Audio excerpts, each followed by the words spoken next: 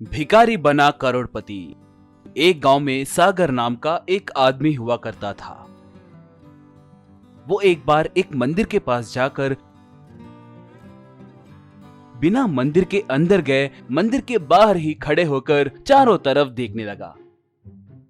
उसे देखकर मंदिर के बाहर बैठे सारे भिखारी वो उन्हें कुछ दान देगा सोचकर बड़े आस से उसकी ओर देखने लगे।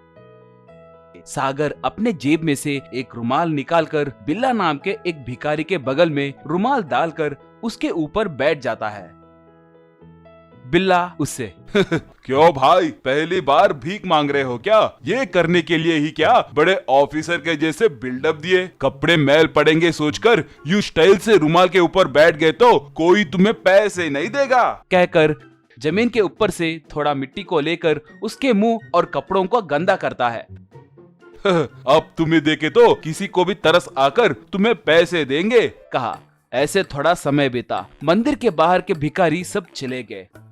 सागर को अब क्या करना है कुछ समझ नहीं आया। बिल्ला तब, भाई टाइम 12 बज गया है, मंदिर बंद कर देंगे, फिर शाम के 5 बजे को खोलेंगे। जाओ जाकर भोजन करके 5 बजे आओ, कहा। सागर ने कुछ नहीं कहा। बिल्ला तब, तुम्हारे चेहरे को देखे तो लगता है कि खाने के लिए खाना, रहने के लिए जगह कुछ नहीं है। ठीक है, मेरे साथ आओ, मेरे भोजन में से थोड़ा तुम भी खा लो, कहा।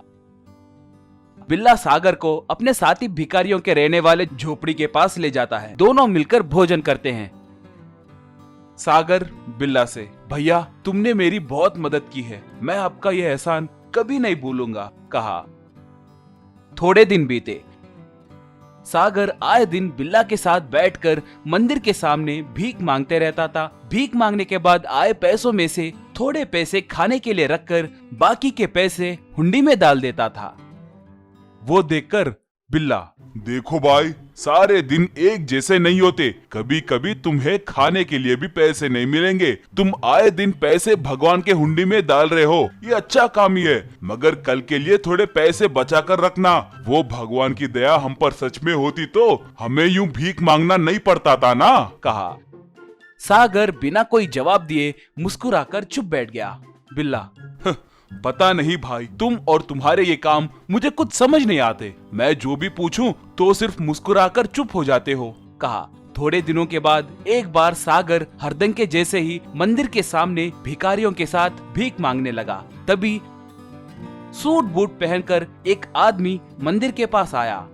वहां मौजूद भिखारियों को 100-100 रुपए का नोट देते हुए सागर के पास आया। उसे देखकर, क्या भाई, देखने में तो हट्टे कट्टे लगते हो, कोई काम करे बिना ऐसे भीख क्यों मांग रहे हो? ऐसे करने में तुम्हें शर्म नहीं आती क्या, कहा। बिल्ला तब, अरे साहब, कब किसकी स्थिति कैसे होगी किसी को नहीं पता। पसंद है तो दान करो, नहीं तो यहाँ से चलते बनो, कहा। वो आदमी गुस्से से चला गया।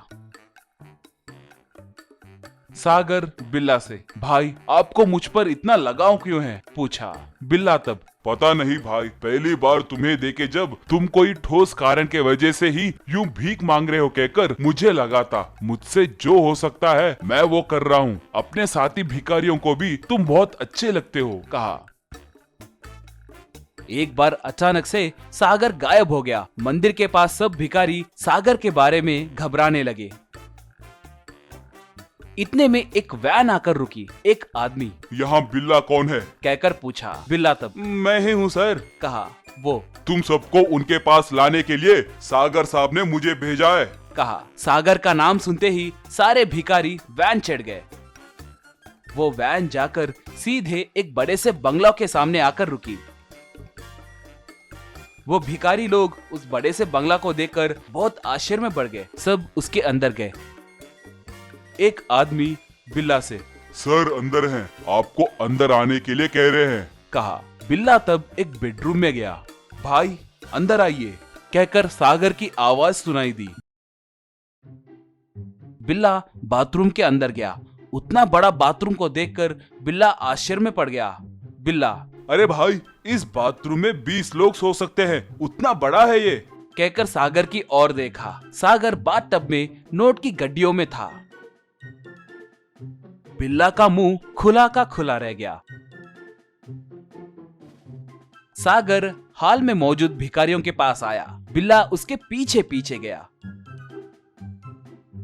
सागर भिखारियों से, देखिए मुझे उस भगवान ने सब कुछ दिया है। मेरी माँ ने बचपन से बहुत मेहनत करके मुझे इतना बड़ा आदमी बनाया। आज उनकी तबीयत खराब है। कई तरह के इलाज करवाए तो भी उनकी तबीयत ठीक नहीं हुई। एक साधु ने मुझे 1 महीने तक ऐसे भिखारी के जैसे जिए तो मेरी माँ की तबीयत ठीक होगी कहकर बोले थे। मेरे पास दूसरा रास्ता नहीं रहने के कारण मैं मान गया। 1 महीने तक आप सबके साथ मिलकर रहने के वजह से सच में मेरी माँ की तबीयत ठीक हो गई है। आज ही मेरे माँ को हॉस्पिटल से घर लाए। ये 30 दिन आपने मुझे आश्रय दिया, मेरी अच्छे से देखभाल करके मेरी भूख मिटाकर मेरे साथ खड़े रहे। आप सबकी मदद करने के लिए मैंने आपको बुलाया। अब से आपको भीख मांगने की जरूरत नहीं है। मैं आप सबको निवेश के पैसे दूंगा। जिनको जो व्यापार करने का मन करे वो व्यापार करे। पहले सब मिलकर भोजन करेंगे, कहा। सब तालियां मारकर सागर का अभिनंदन किए।